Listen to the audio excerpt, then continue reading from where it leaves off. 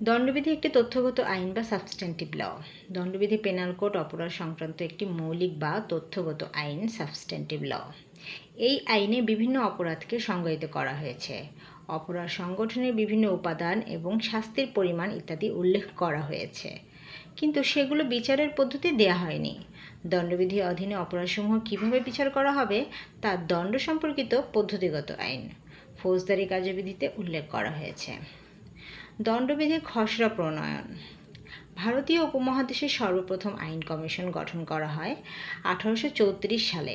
প্রথম আইন কমিশনের চেয়ারম্যান ছিলেন থমাস ব্যাবিংটন ম্যাকুলে এবং G.W. Anderson millet, G.M. ম্যাকুলেট ছিলেন কমিশনার।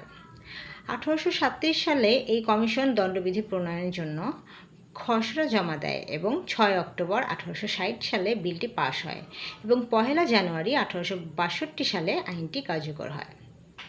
তথ্যচিত্র। দণ্ডবিধি একটি আইনগত তথ্যগত আইন। দণ্ডবিধি সর্বপ্রথম পাস হয় 6 অক্টোবর 1860 সালে। দণ্ডবিধি কার্যকর হয় 1 জানুয়ারি 1862 সালে। দণ্ডবিধিতে মোট ধারা আছে 511টি। মূল দণ্ডবিধিতে ধারা আগে ছিল 488টি।